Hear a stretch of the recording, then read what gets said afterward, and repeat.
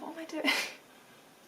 Welcome to my flat. I thought it'd be a nice idea to film a flat tour today because I've just finished upcycling, refurbing and doing a load of stuff to the flat, and I'm super nosy and I absolutely love watching these myself, so I wanted to show you guys the space that I've been spending my time in. I live in London with two other girls and I love them to pieces. They're not here right now because they are with their families quarantining.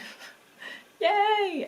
For future watchers, we are currently living through a pandemic, so we're all having to stay inside, and yeah, it's a lot. I thought it would be quite nice to see sort of like a realistic London flat, because a lot of the flat tours you see are from people who own their properties or have a little bit more money than me, so can rent sort of swanky places, but this is just a standard London flat, 2-bed converted into 3-bed, which is classic London landlord. So I'm going to stop rambling and let's take a look around. So this is our front door. The lattice work hanger on there I actually repurposed. That was a picture frame separator that split the picture up into lots of little square photos. So I put a load of nails in it and nailed it to the door, and it works really well as this like hanger for like keys and bags and masks for pandemic situations. You come in the front door and you come directly into our living room and our dining room. Actually, it's a very small flat. Our dining area over here, which is literally just an extendable table with some stools. We can grab some extra chairs if we're having people over, but we wanted to keep it quite compact because we don't have that much space. We've got some hanging space above there. We've got this little tray which was also repurposed. My mum gave me this. It was like an orange tray. She didn't want any more. I painted it white with satinwood paint. If anybody is doing any DIY, satinwood paint sticks to literally anything. It's amazing. I don't know where I would be without it. And then we've got a candle and a cocktail set that the boys who live around the corner bought for me for my birthday last year. Then we have our living area. We sort of tried a load of different things before we got this right, but finally we found something that works for us. The futon is really nice because we can all kind of laze on there and sort of sprawl out and watch TV and play games and whatever we want to do.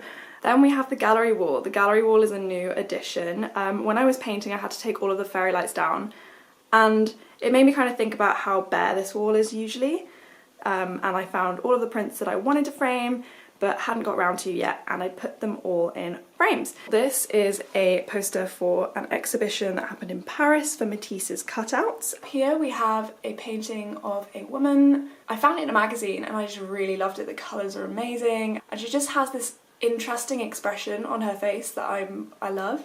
And then in this corner we have the paper chase special. People have a lot of fun with this one. It's really nice to have in the living room because it's quite social. They sort of try and read the letters and it's just like a fun thing to have in here and it looks cool. In this corner we have this little postcard that I found in the Strand bookstore in New York. It's my life ethos. It makes me laugh and I think it's great. So this top one is a print of Regent's Park. It's a map of Regent's Park. We live really close to Regent's Park, so it was a really nice touch. I got it from an independent seller on Etsy. I will link them down below. Really, really great. They sell lots of really cool map prints. And then just below it we have this sketch of our flat block. I did this at the beginning of quarantine when I was feeling homesick and staying with my parents for a couple of months. I love it. I'm not gonna lie, I'm really proud of it. Then we walk through this little corridor which has my bike in it now, but doesn't usually, but my lock is broken and I don't want it to get stolen. And we get to the kitchen. This is the part of the flat that I'm most proud of that I refurbed. All of the cabinets before were this sort of birch brown, and I painted them white because it made it look so much brighter. And then these countertops I resurfaced. It was kind of like a speckled sort of pattern before. And I bought some rolls of essentially sticky back plastic from B&Q for countertops, and they worked so well and it just brightens the whole space up. So as we walk in we have my flatmate's coffee machine. Esther is one of those people that until she's had her coffee in the morning just like, you know, don't talk to her. And then above that we have some cookbooks and where we keep the cafetières. then we come round into the kitchen. We've got like this hanging thing here. This was also repurposed. We found this in a cupboard. And then we have the hob. And we've got our little tea corner. I love this bit. I love how this turned out. I found this shelf in IKEA and everything else we already owned. So I just kind of shoved it there to cover up the really ugly plug socket that is behind there. And then we get to this corner where I have my coffee waiting for me as a little treat. And I have my tomato plants because like everybody else in this quarantine, I have been growing my own vegetables. I currently have, I think it's 3 trusses on there, but I need 5 before it's going to start producing. This mug is my favourite thing. I got it from my favourite coffee shop in Camden. I know the owner. I've been in there so many times that the owner's like, oh hey, how are you doing? But he also makes pottery and sells it in the shop. I don't know whether he still does. This is from quite a while ago. Bit of coffee before we go outside, because I usually drink my coffee on the fire escape in the morning to get a little bit of fresh air and just chill out for a bit. Sometimes I'll put some music on, sometimes I'll put an audiobook on. That's strong. Alright, let's go outside. So you don't have to go far to get to our back door. This curtain is here to cover the boiler and where we keep our hoover and stuff. And then on the back door we have my books in my bag tote bag, which I wanted one of these when they were first giving them out, but I wasn't one of the chosen ones. And lo and behold, when I moved into this house, there was one of these bags. Winning at life. This takes us out to the fire escape where there are more vegetables that I'm growing. So this is my little herb garden. It's the best way that I could transfer the allotment at my parents' house that's in the greenhouse that I started growing into a London flat. So I have some rosemary here, some thyme, some parsley back there. We've got some spinach, and then we've also got some different types of lettuce.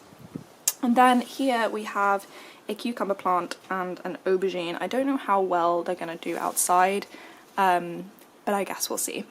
And then we've got some more pots here that I plan on planting some stuff in. We also have this really lovely communal garden, which is so nice because it's really tricky, especially at this time, to sort of get out into green space. So this is really lovely, and it's actually really sweet because kids always sort of play out here, and it's just like a really happy communal area.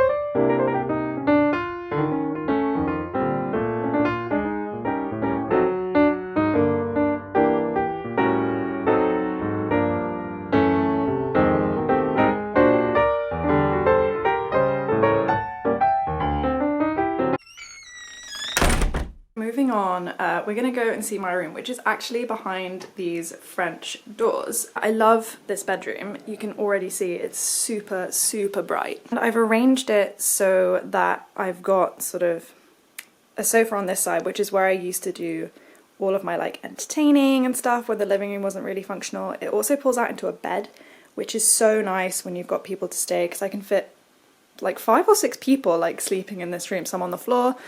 And then over here we've got my bed. I've put it this way again to make more floor space because I do a lot of yoga. And this space in the middle is like my little yoga space. So this corner is probably the least aesthetic of my entire room. It's basically where I keep most of my stuff. I've got some suitcases up there and a poor dying ivy plant that was taken by the pandemic. Poor thing, left for 2 months. And then I kind of have my yoga mat behind there. I've got my gym bag, which I love. It says, after this, we are getting tacos. And then underneath that, I have this box where I keep all of my wires because I hate seeing trailing wires, so I have to hide them all. Then we come over to my bookshelves. In this first box, we have just a ton of wool. I am a crochet fiend. And then we have the start of my books. This is my classics and poetry shelf. I've kind of grouped them up into genres rather than colours, how I used to have them, because they're just easier to find. They all also used to be double stacked, but I found even though this saved space, it was really hard for me to like get to my books when I wanted to. And then this next shelf is all of my modern classics, and I've got some graphic novels on there too. And then this last shelf is just full of non-fiction and my yoga books and stuff like that, my Italian stuff. I love this mug. I found it in a concept store in Malaga. It makes me smile every time I look at it. And then in this last corner I have some more crystals, my lovely water mug. I'm really bad at hydrating, so I keep a massive jug of water in my room to sort of remind me to keep drinking water throughout the day. And then on the left hand side I have my, I don't even know what this is called, cheese plant, I think, little succulent, and my collected works of William Shakespeare, all propped up on my typewriter and where I keep all of my like incense and stuff. I bought this bed from IKEA, and then this blanket on the end is my favourite part of my bed. TK Maxx is a dream. Then over in this corner I have my poor little bonsai tree, which I don't really know what happened to it. It dropped all of its leaves and now it's kind of growing back, which I'm thankful for, but I really don't know what happened. Just behind the bonsai tree we have a letter that Vita Sackville West wrote to Virginia Woolf. It's one of my favourite letters ever, so I framed it. And this little bunny rabbit came from my grandma's house when we cleared it out after she died. Here we've got another plant. This is my money tree.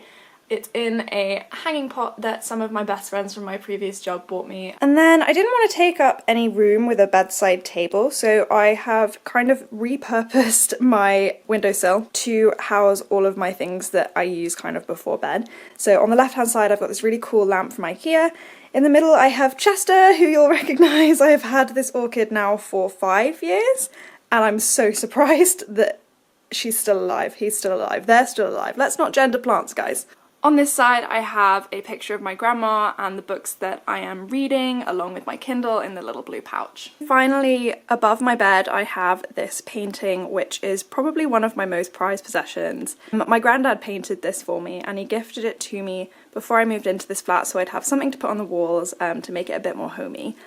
I always admired this painting that he'd done. As an oil painting of Venice with a man on a gondola, and so he framed it for me and I treasure it so much. So that's everything apart from the bathroom, which is kind of gross and the only part of the flat that I didn't rework because you need hard-wearing paint and stuff like that. I hope you guys enjoyed having a little look around the space that I've been spending my time in.